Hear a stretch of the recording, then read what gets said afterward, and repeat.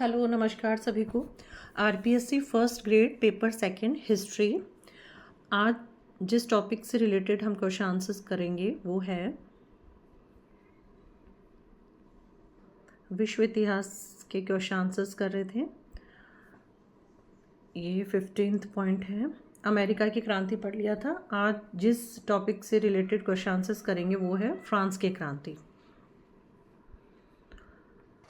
तो फ्रांस की क्रांति से रिलेटेड पहला क्वेश्चन है, फ्रांस की राज्य क्रांति कब हुई? तो फ्रांस की राज्य क्रांति हुई 1789 में। 14 जुलाई 1789 बास्तिल के किले के पतन के साथ शुरू होकर ये जो क्रांति है ये 1799 तक चली। 1799 में फ्रांस में राजशाही को समाप्त कर दिया गया और इसी वजह से 14 जुलाई को फ्रांस में राष्ट्रीय दिवस के रूप में मनाया जाता है। सेकंड क्वेश्चन है, फ्रांस की राज्य क्रांति के प्रमुख चरण कौन कौन से थे? तो फ्रांस की राज्य क्रांति के प्रमुख चरण थे 4 चरण। प्रथम चरण है 1789 से 1792, इसमें संवैधानिक राजतंत्र का चरण था ये। द्वितीय चरण है 1792 से 1794, उग्र गणतंत्रवाद का चरण था। तृतीय चरण है 1794 से 1799, ये उदार गणतंत्रवाद का चरण था। और चतुर्थ चरण है 1799 से 1814, ये तानाशाही और साम्राज्यवादी चरण था। नेक्स्ट क्वेश्चन है, फ्रांसीसी क्रांति जो कि 1789 से 1799 के बीच में के दौरान मुख्य रूप से कितने संविधान बने? तो इसमें 4 संविधान बने और वो कौन कौन से थे?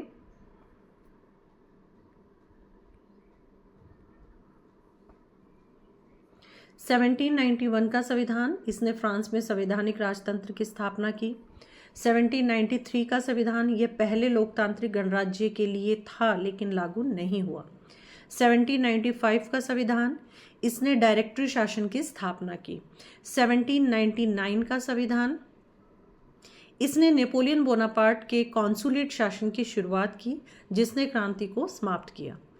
नेक्स्ट क्वेश्चन है, फ्रांसीसी क्रांति 1789 के दौरान और उसके ठीक पहले फ्रांस के प्रमुख वित्त मंत्री जिन्होंने दिवालिया हो रहे फ्रांस के वित्तीय सुधारों का प्रयास किया लेकिन वे विफल रहे।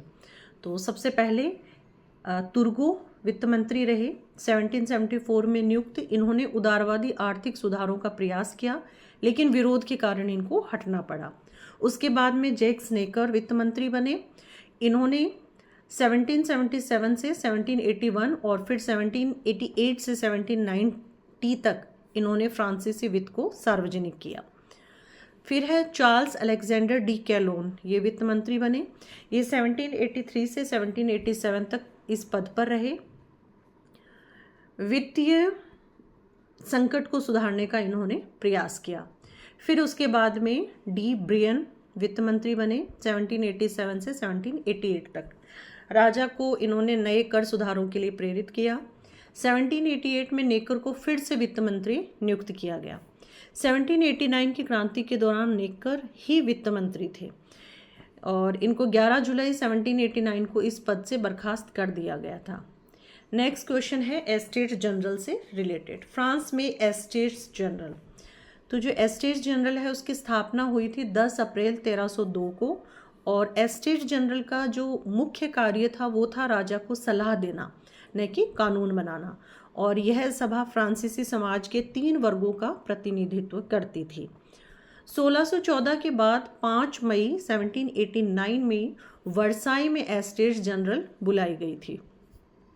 फ्रांस के गंभीर आर्थिक और वित्तीय संकट को दूर करने के लिए लुई 16 ने 5 मई 1789 को वर्साई में एस्टेट्स जनरल बुलाई। नेक्स्ट क्वेश्चन है, नेपोलियन बोनापार्ट द्वारा लड़े गए युद्ध। कौन कौन से प्रसिद्ध युद्ध नेपोलियन बोनापार्ट ने लड़े थे? तो सबसे पहले है ऑस्टरलिट्ज का युद्ध जो कि 2 दिसंबर 1805 को हुआ और नेपोलियन की सबसे बड़ी कूटनीतिक जीत थी ये।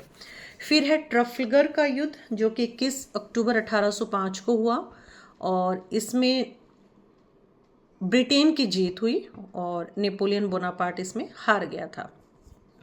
फिर है बोरोडिनो का युद्ध सितंबर 1812 भारी नुकसान, मास्को पर कब्जा, लेकिन रूस ने इस युद्ध में आत्मसमर्पण नहीं किया था।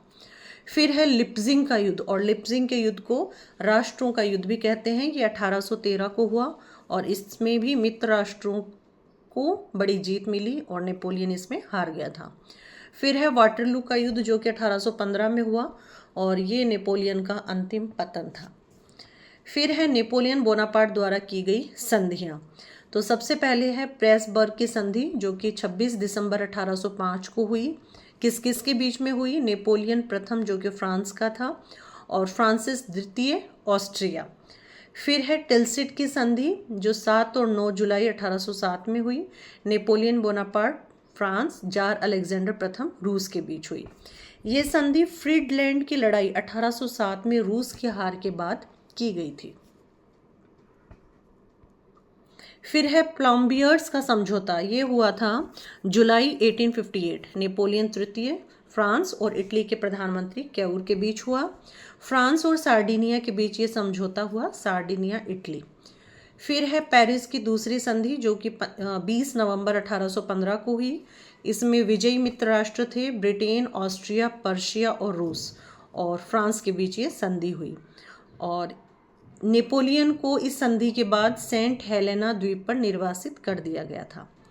नेक्स्ट क्वेश्चन है फ्रांस में लेटर डी कैचियर क्या था? तो लेटर डी कैचियर राजमुद्रा युक्त अधिकार पत्र था जिससे किसी भी व्यक्ति को बंदी बनाना व दंड देना संभव था। फिर है फ्रांस की क्रांति के दौरान प्रमुख दार्शनिक कौन कौन थे? तो पहले दार्शनिक है रूसो जिनकी प्रसिद्ध पुस्तक है द सोशल कॉन्ट्रैक्ट, सामाजिक संविदा। फिर है वॉल्टेयर, इनको यूरोप का साहित्य सम्राट भी कहा जाता है और इनकी जो प्रसिद्ध बुक है वो है लुई 14वें का इतिहास। और इनका प्रसिद्ध कथन है, हो सकता है मैं आपके विचार से सहमत न हो पाऊँ, फिर भी विचार प्रकट करने के आपके अधिकारों की रक्षा करूँगा। मॉन्टेस्क्यू, इनकी प्रसिद्ध पुस्तक का नाम है द स्पिरिट ऑफ लॉज और इस पुस्तक में उन्होंने शक्ति विभाजन का सिद्धांत दिया जिसके अनुसार विधायिका, कार्यपालिका और न्यायपालिका अलग अलग होनी चाहिए। फिर है दिद्रो, एनसाइक्लोपीडी के सह संस्थापक। और आज का आखिरी क्वेश्चन है फ्रांस की क्रांति के मुख्य देन क्या है? तो फ्रांस की क्रांति के मुख्य देन है स्वतंत्रता, समानता और बंधुत्व। Thank you.